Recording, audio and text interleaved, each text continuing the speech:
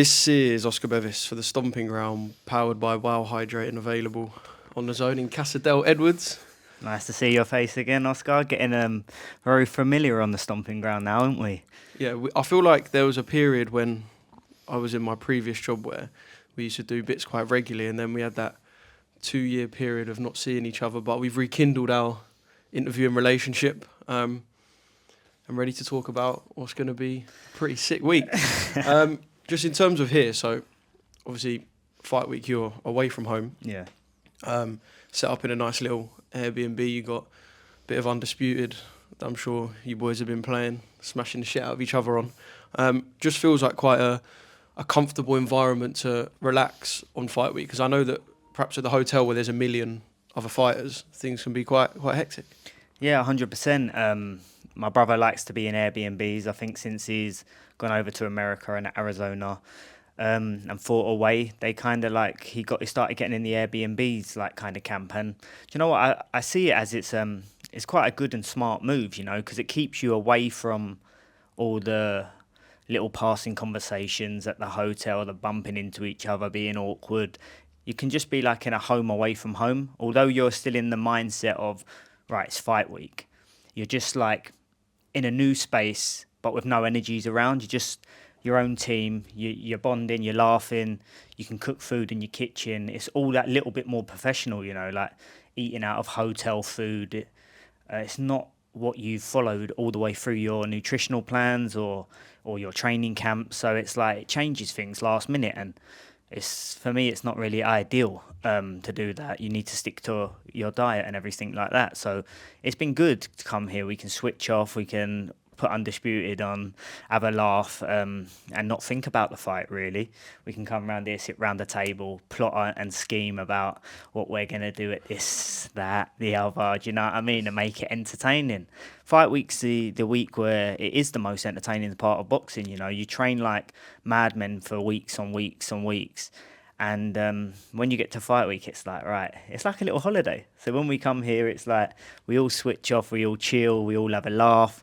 Then we go all together into battle, into war every time there's a press conference, public workout, weigh-in, then fight night. And it just kind of like, it brings the team closer together, and it's a good fun week instead of sitting locked up in a hotel room. Do you know what I mean? If we want to go outside, we step foot out the door and go for a walk rather than going up and down in lifts and that. So Sonny likes to do that, and I think it's a good shout. We see all the American fighters and the top fighters, that's the kind of things they do, and there's obviously a reasoning why they do that, and that's why we're doing it. Yeah, mate, I like it, and obviously you've got no, don't want to use the word danger, because I'm sure both sides of the argument aren't too bothered about that, but you've got no possibility of bumping into the enemy this week. The enemy, you know. Yeah. I'm sure the content teams would like you two to bump into each other at every possibility. Well, they kind of construct it, don't they? I'm 100% sure that the way it went off yesterday at the public workout was they lined the Yafais up right by the entrance to the ring. They knew Gamal was going on first, and then they walked Sonny round. I followed behind. Security was with you, but then the kind of security disappeared, and all of a sudden you've got Cal screwing me, so I'm screwing him back as you do. And then it's all a big conspiracy theory. And then he done like a little nod, and then I looked to Gamal, and he's like screwing, jaw going, "Arr." And I just looked at him. I stood my ground. I went, "What?" And he took a step towards me and started putting his head onto mine. I just pushed him out the way, and then all of a sudden, Matchroom, DAZN, they got what they wanted, didn't they? It was bound to happen. So it's one of them things. And yeah, it's better to be out this way because you don't have that awkwardness of bumping into each other at the hotel, and you can save it for the cameras, I suppose, so everyone gets a buzz off it. But have you got that? Have you got your tinfoil hat on then, that yesterday was a conspiracy, that the security were told to disperse just at the right time and then get back in the middle? Do you know what? I don't know. Obviously, there's tension between us. You know, we've been back and forward online and stuff like that. So it's real. Do you know what I mean? But I do feel that they play to it, and they want to see it happen. Like, you've got this person coming over from Matchroom, like trying to shit stir and get you at it. And I'm like, do you think I need you to tell me and try and jerk me up to go into action? No, mate, I don't. Like, things are getting said no matter what. Do you know what I mean? So it's a funny one. But yeah, still staying at the hotel. I better be careful though, because Gamal's offered me out in the car park. Well, you said you got your gum shield, so I've got my gum shield. you actually bring your gum shield. Yeah, I've got my gum shield. We'll watch it at the press conference, mate. If it's coming out, like I haven't actually got it on me, but it's coming to the press conference with me. But yeah, I'm getting offered out in the car park from Gamal for a straightener. But he won't come out of retirement to box me. Cal won't even come out of retirement to box me either. But I'm getting offered out in the car park for free. So it just shows how thick Gamal really is. And not only that, he obviously doesn't want a stand-up fight with me. Fists, do you know what I mean? He wants to take it in the car park. What? Because he knows he wouldn't beat me in a boxing match? He knows he couldn't fight me and get a decision over me? Or he's going to be made to look stupid in the boxing ring? Bearing in mind, I'm a professional boxer. I've got a British Border Control licence. So why am I going to come out into the car park and fight you? How about I pay you to get your licence? I'll sponsor you if you want. Come back out of retirement, super bantamweight, I'll move up and I'll happily punch your head in. Well, that was my next question. I was Do you going to know what say, I mean? he hasn't fought since, I think, early 2023, Feb or March 2023. I know you've got potential world title eliminators. You want a world title in 2025, right? 2-time is your aim. But for the purpose of the bloodline tag and for the purpose of all of this week and beyond and the Yafai Edwards business, and I'll use the word beef over the years, for the purpose of that, you would fight him early 2025. How about this one, yeah? So after all this, I've been texting Nissa Sowland today, and I told him everything that's going on. I said, get on to the Misfits lot. I said, get me something over, get me an offer over for Cal and Gamal, 2v1. I'll do 6 with Cal, 6 with Gamal. Cal make bantamweight, Gamal make super bantamweight, and we'll get an offer to him. And he's trying to draw something up very quickly today, whether we get it or not. Let's fucking go. Would it be worth having to rescind your British boxing licence for? Well, I don't know. If the money's right, who knows? Nah, but listen, I'm a professional boxer. I'm not going to meet you out in the car park. Yeah, if you want to if you think you can do anything to me, if you think you can, what's the word? Fold me like a wally. That's what he says in the inbox. Yeah, then it's simple. I'll pay for your medicals and your licensing. Come out of retirement, super bantamweight.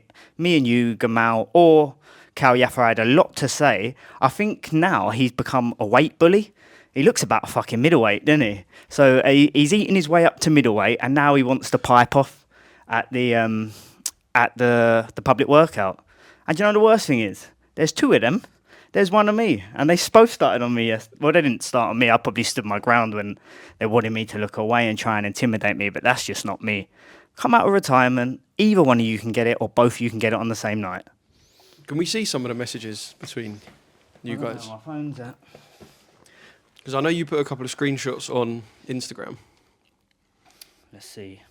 but I know there'll be a lot more than just the 4 messages that we saw. No, do you know what? There ain't, because I won't argue with a 4. It's simple with me. Like, you're giving it the big one. You want to do me up in the car park and you're going to knock me out, this, that and the other. Simple.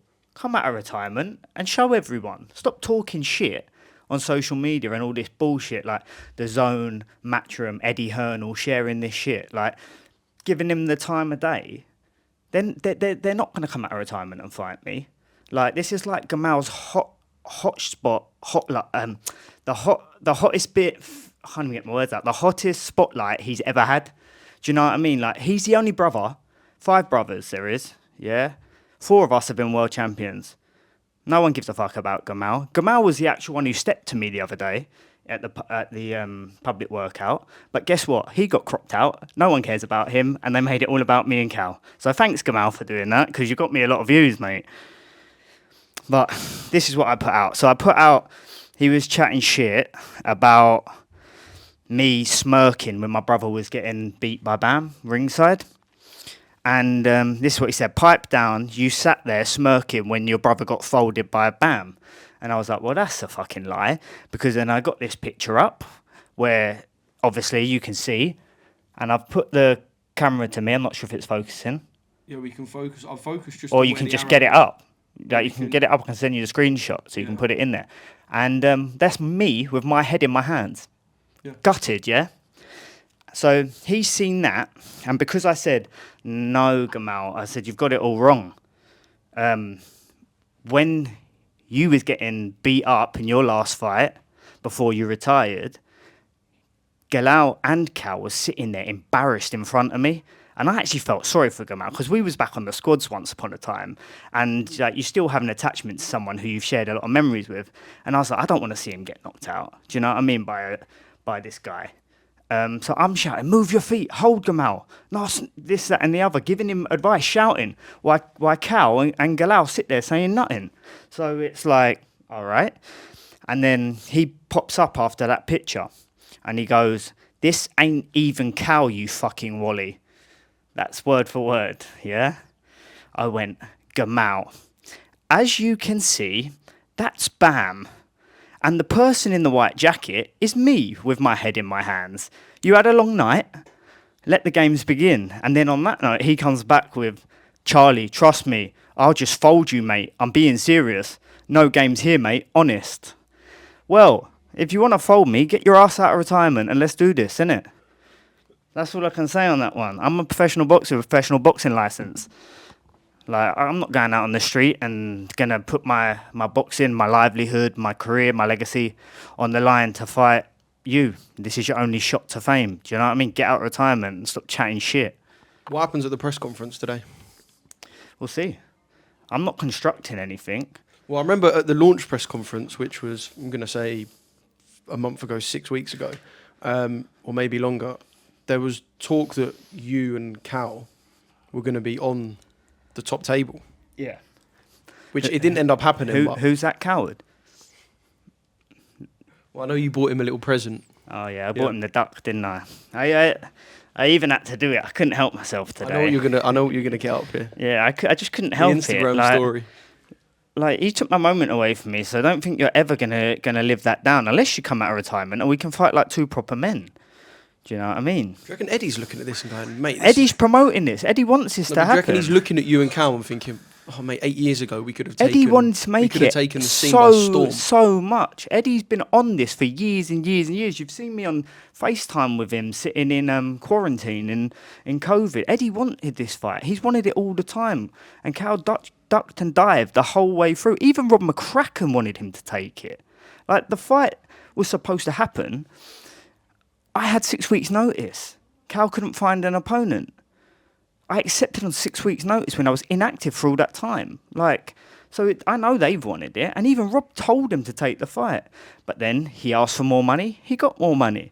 Then it was all these stumbling blocks. And then my sponsor said to me, "Tell you what, Charlie, tell them that he can have your purse on top of what he's already been offered, and I'll pay you out of my own pocket."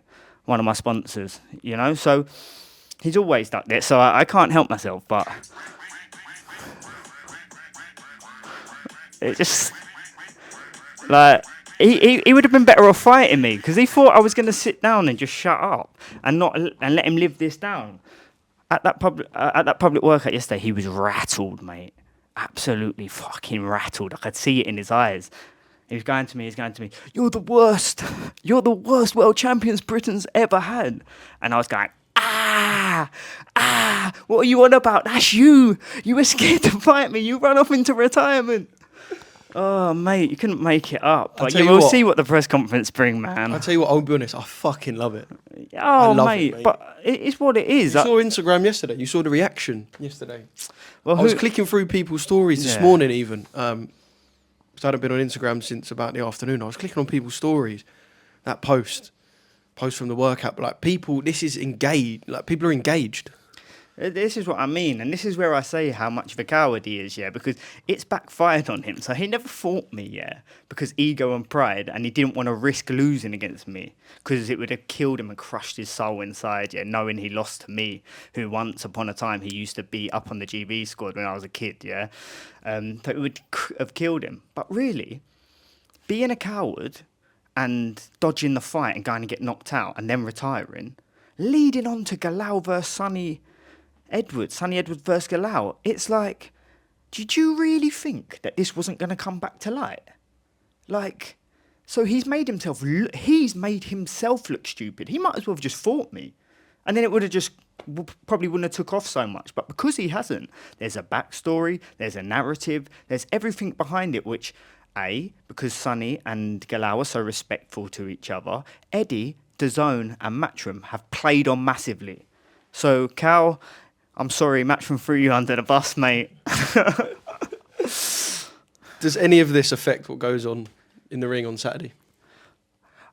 On our side, no, because we like a wind-ups, yeah. We wind up, we banter, we do... You feel like there might be more of an emotional attachment than you're meant to have? No, not us. Not us, because at the end of the day, Sonny's chilled. Sonny's doing his own thing. You're seeing it from the side that Galau will take more emotional attachment into it, which obviously you know you have to remove from the fight. You have to remove that emotional aspect. For real.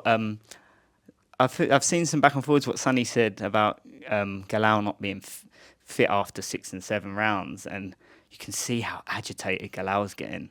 Do you know what I mean? Their whole camp's agitated, man. Like, how off-putting it is. Galau was standing there. If you go back to the video, Galau looks embarrassed at Cal. Because Galau knows as well what happened, and he didn't want to fight me. Like, Galau's like, calm down, Cal, calm down. He looks embarrassed at the situation, because theoretically, I never really started it. Gamal took a step to me, and then it all went off. And I weren't backing down, obviously. You know what I'm like. But I feel like in their camp, I feel like they're agitated. No Rob McCracken at the public workout. Why was that? Did GB not allow that? Has there been too much noise behind it? Too much smoke? These are all questions you're going to have to ask them. Like, why weren't he there? Like, it's one of the biggest fights. It'll be funny to see, is Rob McCracken going to be there today at the press conference? Like, their whole camp's rattled, I think. I think we're playing chess, not checkers, boys. Do you know what I mean? I'll ask you one more question, I say for this fight week, but mate, something might happen at the press conference today and we may well catch up again. But for the final time on Stomping Ground, tell me how those rounds play out on Saturday night. How does Sonny beat Galau? Sonny Edwards wins by first round knockout. Toe to toe, straight away.